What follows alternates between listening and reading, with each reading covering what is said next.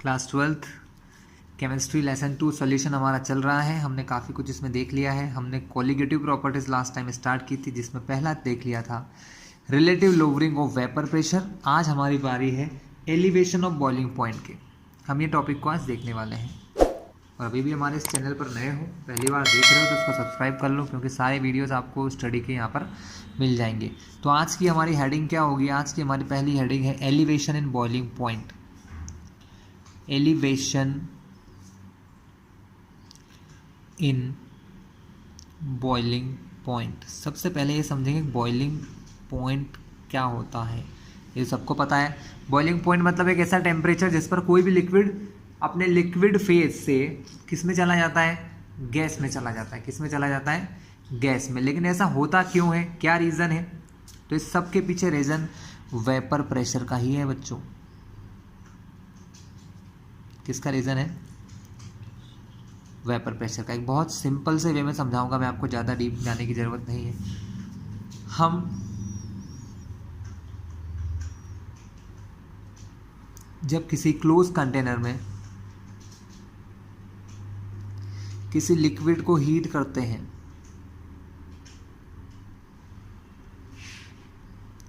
हमने एक थ्योरम पढ़ रखी है कि प्रेशर और टेम्परेचर कैसे होते हैं? प्रोपोर्शनल। टेम्परेचर बढ़ेगा तो क्या होगा? प्रेशर भी बढ़ेगा, है ना। इस लिक्विड का प्रेशर, मतलब लिक्विड का प्रेशर नहीं, लिक्विड के ऊपर जो गैस बनेगी उसका प्रेशर है। अगर मैं इसको हीट करता हूँ, मान लो किसी बर्नर से हम इसको हीट कर रहे हैं, तो इस लिक्विड का टेम्परेचर बढ़ता जाएगा। सपोज पुरानी सिचुएशन देखते हैं कि स्टार्टिंग में क्या है कि कोई हीट नहीं दे रहे हैं, तो कुछ वेपर, थोड़ी बहुत वेपर इसके यहाँ पर होंगी, हल्की फुल्की, ज़्यादा नहीं। वो एक छोटा मोटा प्रेशर इस पर लगा रहे होंगे, ठीक है।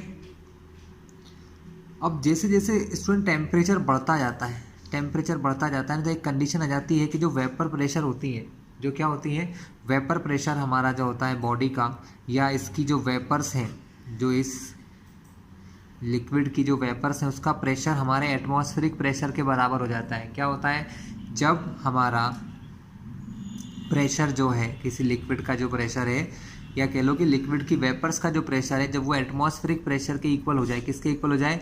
एटमॉस्फेरिक प्रेशर के इक्वल हो जाता है, तो ये लिक्विड से गैसियस स्टेट में चला जाता है। लिक्विड से क्या बन जाता है स्टूडेंट? गैस बन जाता है, ठीक है। लेकिन हमने क्या देखा? हमने ये पढ़ रखा है, हम लोग पढ़ रहे हैं कि अगर हम किसी लिक्विड में नॉन वोलाटाइल सॉल्यूट मिला दें, अगर किसी लिक्विड में नॉन वोलाटाइल सॉल्यूट मिला दें, जैसा कि मैं पहले भी आपको पढ़ा चुका हूं, तो क्या होगा? तो स्टूडेंट, जब हम इसमें क्या मिलाते हैं? एक नॉन वोलाटाइल सॉल्यूट मिलाते हैं। सिंपल सी बात है, जब नॉन वोलाटाइल सॉल्यूट मिलाते हैं तो हमने क्या पढ़ रखा है कि इसका वेपर प्रेशर कम हो जाता है। क्या हो जाता है स्टूडेंट? इसका वेपर प्रेशर डिक्रीज हो जाता है। On adding non volatile solute, इसका वेपर प्रेशर, भी समझा रहा हूं मैं आपको कि इसका वेपर प्रेशर कम होगा। अब बात समझिए, अगर वेपर प्रेशर कम हो गया तो क्या हो गया? सिंपल सी बात है, हमने भी क्या समझा कि जब एटमॉस्फेरिक प्रेशर इस लिक्विड के वेपर प्रेशर के इक्वल हो जाता है, एटमॉस्फेरिक प्रेशर इस लिक्विड के वेपर प्रेशर के इक्वल होता है, तब कहीं जाके लिक्विड गैस बनता है, मतलब वेपर बन जाता है। और उस टेम्परेचर को हम नोट कर लेते हैं, वो टेम्परेचर 100 डिग्री है, 200 है, जो भी है। लेकिन उसी टेम्परेचर पर मैंने क्या किया? थोड़ा नॉन वोलाटाइल सॉलिड मिला दिया। अब नॉन वोलाटाइल सॉलिड मिलाने से क्या हुआ? नॉन वोलाटाइल सॉलिड मिलाने से वेपर प्रेशर कम हो गया। अब वेपर प्रेशर कम हो गया तो बड़ा कौन है? Atmospheric pressure. अब अगर वेपर प्रेशर कम हो गया तो फिर से वो लिक्विड बन जाएगा।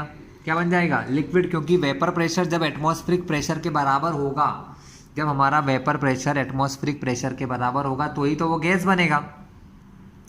तो यहाँ से ये चीज़ समझ में आती है कि हमने जब नॉन वोलाटाइल सॉलिड मिलाया तो वेपर प्रेशर कम हुआ। अगर मुझे अब फिर से वेपर प्रेशर बढ़ाना है, अगर हमको फिर से वेपर प्रेशर को इंक्रीज करना है तो टेम्परेचर और बढ़ाना पड़ेगा। मान लो पहले T टेम्परेचर पर वो बन रहा था, तो अब हमें थोड़ा सा मतलब मान लो मैंने डेल्टा T टेम्परेचर और दिया इसको, मतलब थोड़ी सी हीट और दी। थोड़ी सी हीट देने से क्या हुआ? थोड़ा सा टेम्परेचर बढ़ गया, और इतना टेम्परेचर बढ़ाने पर, मान लो डेल्टा टी टेम्परेचर बढ़ाने पर क्या हुआ, इसका वेपर प्रेशर जो कम हुआ था फिर से उतना ही हो गया और वो फिर से गैस बन गया।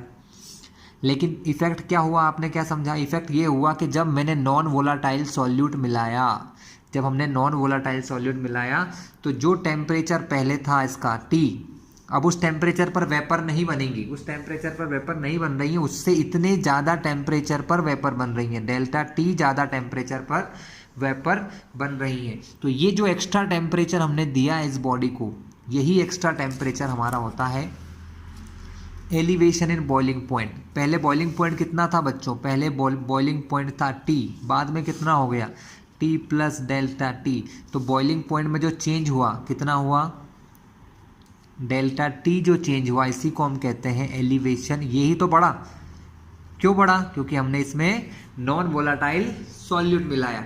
तो डेल्टा टी को ही हम क्या पढ़ते हैं, एलिवेशन इन बॉइलिंग पॉइंट। बहुत सिंपल सा है बच्चों, ज़्यादा कोई लॉजिक है ही नहीं इसमें, है ना। एक छोटा सा लॉजिक है कि अगर आप नॉन वोलाटाइल सॉल्यूट मिलाओगे तो नॉन वोलाटाइल सॉल्यूट मिलाने से क्या होगा, इसका वेपर प्रेशर कम होगा, और वेपर प्रेशर कम होगा तो गैस नहीं बन सकता है ना। क्योंकि कंडीशन क्या है कि एटमॉस्फेरिक प्रेशर जब वेपर प्रेशर के बराबर होता है, बाहर जो हवा जो एटमॉस्फेरिक प्रेशर लगाती है वो प्रेशर जब वेपर प्रेशर के बराबर हो जाए तो ये गैस बन जाता है लिक्विड, ये लिक्विड क्या बन जाता है, गैस बन जाता है। लेकिन नॉन वोलाटाइल सॉलिड मिलाया तो वेपर प्रेशर कम हुआ, फिर से इसको उतना बनाने के लिए थोड़ा और टेम्परेचर बढ़ाना पड़ा, है ना, थोड़ा हीट करा तो टेम्परेचर बढ़ा। तो यही होता है एलिवेशन इन बॉइलिंग पॉइंट।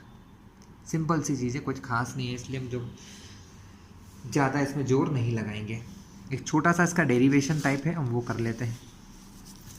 ठीक है, कॉन्सेप्ट आप समझ चुके हो, इसलिए अब हमको ज़्यादा चीज़ें नहीं पढ़ना है। सिंपल सा एक हमारा डेरिवेशन होगा, छोटे से न्यूमेरिकल होंगे इजी वाले।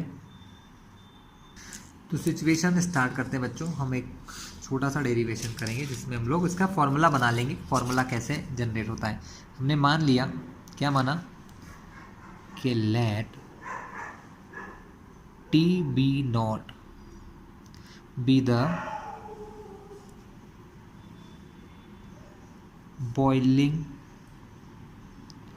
पॉइंट। ये बॉइलिंग पॉइंट है किसका, प्योर सॉल्वेंट का। प्योर सॉल्वेंट, हमारा जो प्योर सॉल्वेंट है उसका boiling point T B not है, एंड टी बी, टी मतलब टेम्परेचर है, बी मतलब boiling, T B be the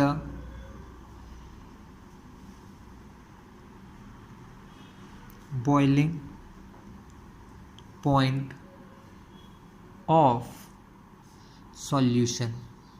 solution मतलब हमने उसके अंदर कोई नॉन वोलाटाइल सॉल्यूट मिलाया तब उसका बॉइलिंग पॉइंट ये है।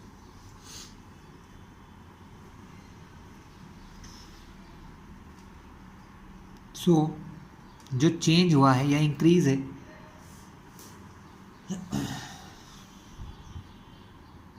The increase in boiling point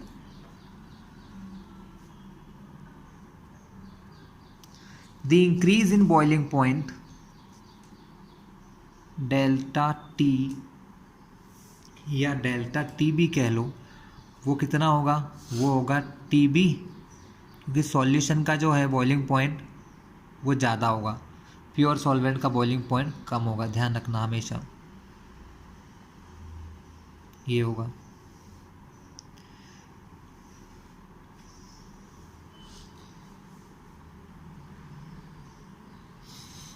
अब इसके लिए हम क्या लिखते हैं, हमने क्या किया इसमें, हमने सिर्फ क्या मिलाया, थोड़ा सा नॉन वोलाटाइल सॉल्यूट मिलाया जिससे सॉल्यूशन बना। तो हम लिखेंगे फॉर डाइल्यूट सॉल्यूशंस। जो सॉल्यूशन कैसे होते हैं, डाइल्यूट होते हैं, मतलब जिसमें हमारा जो सॉल्वेंट है ज़्यादा नहीं मिला है, कम मिला है ना। For dilute solutions the elevation in boiling point, the elevation in boiling point is directly proportional। ये किसके प्रोपोर्शनल होता है, it is directly proportional to the molal, किसके प्रोपोर्शनल होता है? मोलल कंसंट्रेशन, ये प्रोपोर्शनल होता है molal concentration of solute, solute के मोलर कंसंट्रेशन के प्रोपोर्शनल होता है इन द सॉल्यूशन, मतलब किसी सॉल्यूशन में सॉल्यूट का कितना कंसंट्रेशन है उसके प्रोपोर्शनल होता है डेल्टा टी बी। ठीक है, तो डेल्टा टी बी जो है, डेल्टा टी बी मतलब एलिवेशन इन बॉइलिंग पॉइंट जो है डेल्टा टी बी, वो किसके प्रोपोर्शनल होता है? एम के। एम मतलब मोलेलिटी ऑफ सॉल्यूट, सॉल्यूट की, सॉल्यूट जो हमने मिलाया है उसकी सॉल्यूशन में मोलेलिटी क्या है, ये उसके प्रोपोर्शनल है। ठीक है, हमेशा प्रोपोर्शनल साइन हटता है तो स्टूडेंट एक कांस्टेंट आता है, और यहाँ पर एक जो कांस्टेंट आता है ना उसको नाम दिया गया के बी, जो कि एक बॉइलिंग कांस्टेंट है। ये फॉर्मूला हमको यूज़ करना है बच्चों। यहाँ पर के बी क्या है? के बी हमारा होता है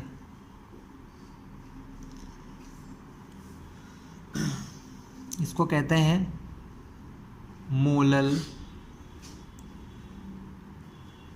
एलिवेशन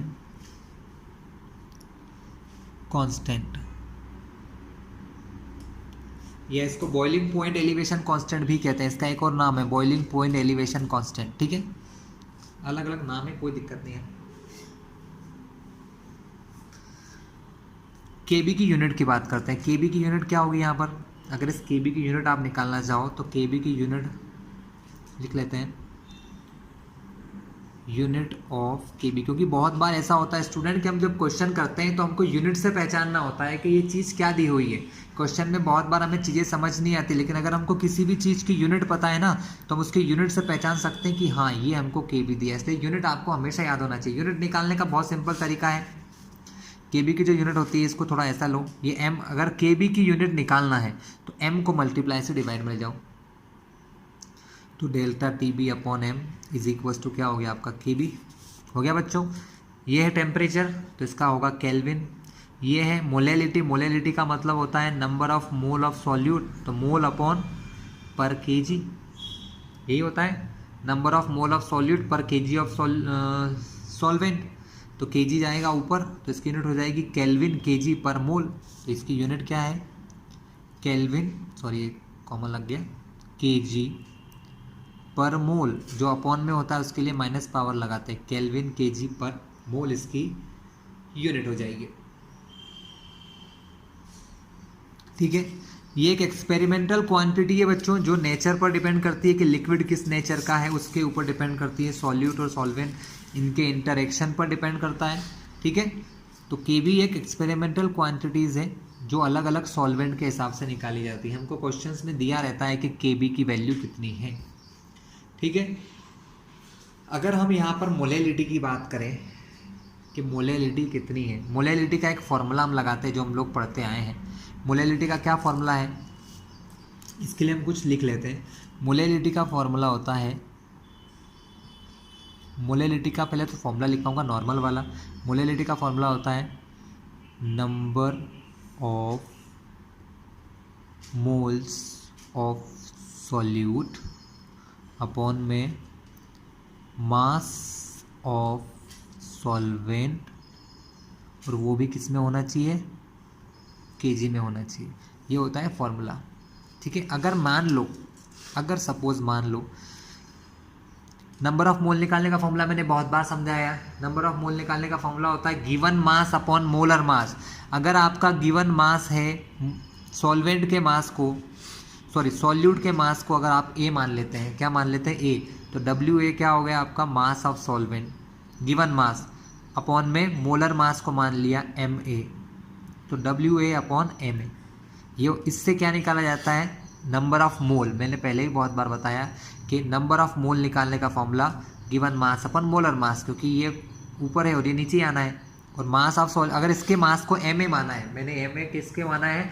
मास ऑफ सॉल्यूट माना है, तो एम भी मुझे मानना पड़ेगा मास ऑफ सॉल्वेंट। सॉल्वेंट के मास को एम भी मान लिया। उन्होंने बोला मास केजी में होना चाहिए, लेकिन जरूरी नहीं है हर बार मास केजी में हो बच्चों।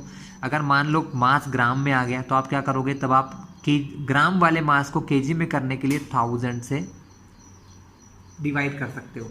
ये 1000 कहाँ जाता है, ये 1000 अल्टीमेटली यहाँ पर जाता है। ठीक है, तो यहाँ पर फॉर्मूला क्या बन जाएगा, हमारा न्यू फॉर्मूला बन जाएगा मोलेलिटी का WA इंटू 1000 अपॉन में MA इंटू MB। ठीक है, इस फॉर्मूले को मैं यहाँ पर अप्लाई कर देता हूँ, मगर पेज तो रन करना ही पड़ेगा। चलिए बच्चों, तो हमारा डेल्टा TB का फॉर्मूला बन चुका है, KB इंटू M है, M की जगह मैंने फॉर्मूला लगाया WA into 1000 whole upon MA into MB। चलिए बच्चों, यहाँ पर हम इन चीज़ों को लिख लेते हैं कि हमने किसको क्या माना है। WA होता है given mass of solute, given mass of solute, MA molar mass of solute, और MB हमारा होता है molar mass of solvent. Solvent का होता है ये मोलर मास। ये तीन चीज़ें आपको पता होती है। जनरली इस क्वेश्चन का यूज़ किस लिए आता है, इस क्वेश्चन का यूज़ आता है ये फाइंड करने में, आपको MA फाइंड करने में आता है। आपसे क्वेश्चन में पूछा जाता है find the molar mass of solute, solute का मोलर मास निकालिए। अभी क्वेश्चन करवाऊंगा, आपको समझ आ जाएगा। तो इसका अगर मुझे मोलर मास निकालना है सॉल्यूट का, अगर MA मुझे क्वेश्चन के अंदर फाइंड करना है, तो हम क्या करते हैं, इस MA को यहाँ ले जाते हैं और ये TB यहाँ से यहाँ आ जाता है। चलिए कोई बात नहीं, आप 12th के बच्चे हो, ये सब तो आपको आता है। तो ये हमारा मेन फॉर्मूला हो गया। फॉर्मूला पीछे भी था, वो भी मेन ही है, बस हमने सिर्फ क्या करा है, हमने यहाँ पर सिर्फ और सिर्फ मोलेलिटी की जगह फॉर्मूला रख दिया है। इस M की जगह मैंने M का जो फॉर्मूला बनाया था वो लगा है और कुछ भी नहीं है। चलिए सिंपल सी बात है, हम इसके क्वेश्चन स्टार्ट करते हैं। क्वेश्चन कैसे कैसे आते हैं वो देख लेते हैं। एक NCERT का आपको छोटा सा एग्जाम्पल बताऊँगा, करवाऊँगा नहीं, एग्जाम्पल सिर्फ दिखाऊँगा। करवाने के लिए हम अननोन क्वेश्चन लेंगे, क्वेश्चन पढ़वाएंगे। 18 ग्राम ऑफ ग्लूकोज, जिसका फॉर्मूला ये है ना, C6H12O6 is dissolve in 1 kg of water. इसको 1 किलोग्राम वाटर में डिजोल्व किया है in a saucepan. At what temperature will water boil at this bar, मतलब ये एटमॉस्फेरिक प्रेशर होता है बच्चों, ध्यान रखना, इसको एटमॉस्फेरिक प्रेशर कहते हैं। तो इसका कोई मीनिंग नहीं है यहाँ पर, ये सिर्फ कंफ्यूज करने के लिए दिया है ना। एटमॉस्फेरिक प्रेशर दिया है हमको ये, और KB फॉर वाटर, वाटर के लिए KB की वैल्यू है 0.52 केल्विन kg पर मोल। KB दे रखा है आपको क्वेश्चन में, आपको सारी चीज़ें हैं। एक काम करता हूँ, छोटा सा क्वेश्चन है, करवाई देता हूँ, ठीक है। फिर एक अपन अननोन क्वेश्चन भी कर लेंगे पीछे NCERT बुक का। क्वेश्चन में गिवन वैल्यू लिख लो आप तो, ठीक है। गिवन वैल्यूज क्या है भाइयों, हाँ, हमको दिया है 18 ग्राम ग्लूकोज। ग्लूकोज यहाँ पर क्या होगा, ग्लूकोज यहाँ पर होगा हमारा सॉल्यूट, क्योंकि हम उसको 1 kg वाटर के अंदर मिला रहे हैं। तो WA given mass of solute क्या हो गया बच्चों, छोटी सी मिस्टेक हमसे हो गई, हमने इसको MB लिख लिया गलती से, ये WB होता है ना, कोई बात नहीं, हो जाता है कभी कभी। ये W होता है, WB होता है गिवन मास ऑफ सॉल्वेंट होता है ना, एक छोटी सी मिस्टेक हो गई हमसे, यहाँ पर MB लिख दिया, WB होता है गिवन मास। सॉल्यूट सॉल्वेंट जितना दिया होता है उतना होता है, ठीक है, कंफ्यूज ना हो, ईजी है। बस को WB कर लेना, फॉर्मूला वही है, हो जाती है कभी कभी ऐसे बोलते बोलते गलती। तो WA गिवन मास कितना दिया है, 18 ग्राम ग्लूकोज दिया है। अब ग्लूकोज का फॉर्मूला कितना है, C6H12O6, तो इसका मोलर मास MA भी फाइंड कर लेते हैं। कितना होगा, कार्बन का होता है 12, कार्बन के 6 एटम है तो 12 6। हाइड्रोजन का होता है 1, इसके 12 एटम है। ऑक्सीजन होता है 6, ऑक्सीजन का होता है 16 × 6, 12 6 72, 12 1 12, 16 6 96। टोटल मास अगर देखा जाए तो आ गया है हमारा 180 ग्राम पर मोल, क्योंकि ये मोलर मास है।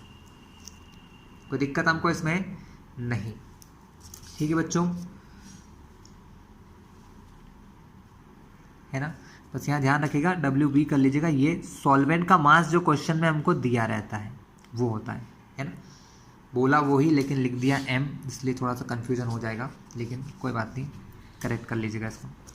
देखिए हम क्वेश्चन में देखते हैं 180 ग्राम पर मोल दिया है हमको, MA दिया है, WA दिया है, WB भी दे रखा है।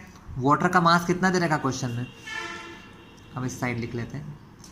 WB वाटर का मास दिया है 1 kg, लेकिन मैंने जो ये फॉर्मूला बनाया था 1000 ग्राम का था। बात एक ही है स्टूडेंट, कुछ नहीं है, 1 kg को मैं लिख लूँगा 1000 ग्राम, कोई दिक्कत नहीं है, जैसा आप चाहो। अगर इसको kg में लिखोगे ना तो ये 1000 को हटा देना, अगर इस W को kg में लिखोगे तो 1000 हटा देना, अगर इसको ग्राम में लिख रहे हो तो इस 1000 को लगे रहने देना।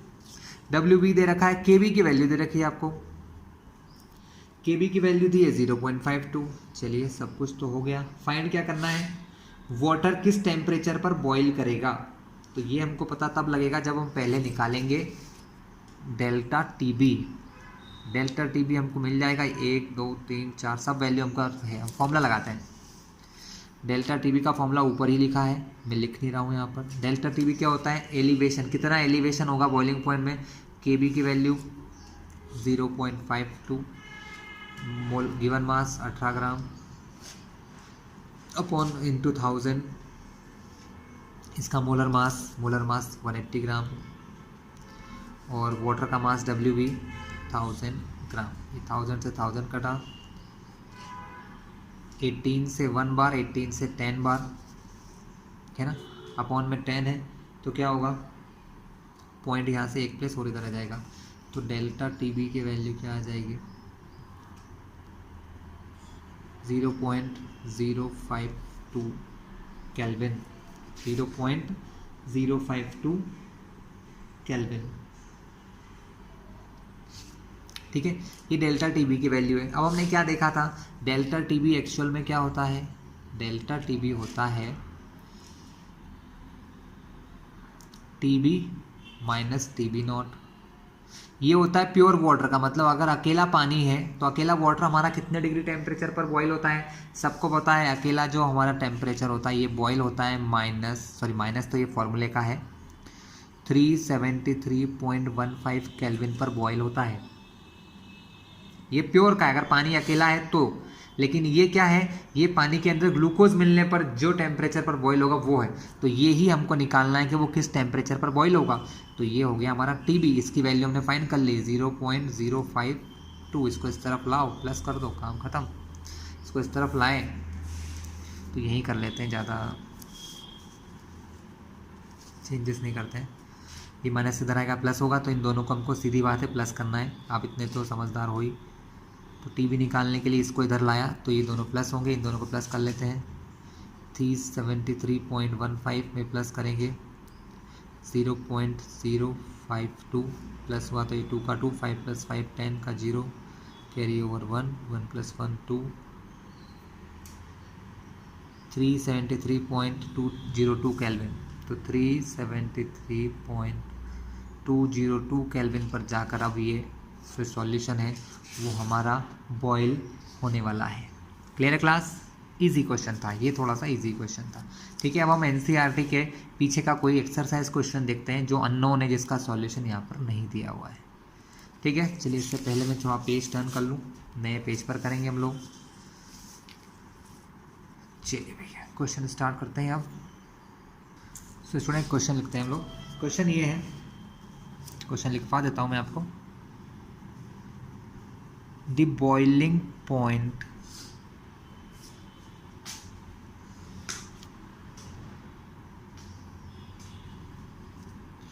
of a solution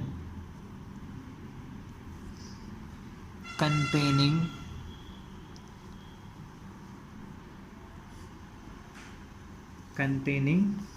1.5 gram of dichlorobenzene, मतलब डाइक्लोरोबेंजीन जो है 1.5 gram of dichlorobenzene in 100 gram of benzene, वो सॉल्वेंट इसमें बेंजीन है, उसके 100 ग्राम के अंदर वो डिजोल्व हो रहा है, was higher by 0.268 degree Celsius बोला है। बात एक ही है, केल्विन लिखो डिग्री सेल्सियस तो केल्विन लिख लीजिए, ठीक है। हमको कैलकुलेट करना है मोलर मास, तो हमको इसमें इस डाइक्लोरोबेंजीन का मोलर मास Ma निकालना है, और हमको Kb की वैल्यू हमको क्वेश्चन में दे रखी है 2.65 केल्विन kg पर मोल। Clear class?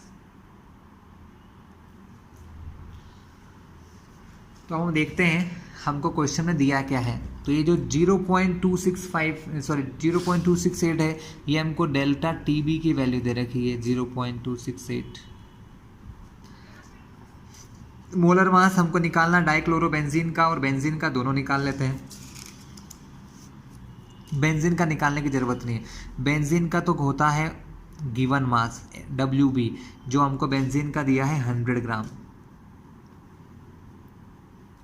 और WA दिया है हमको 1.5 ग्राम।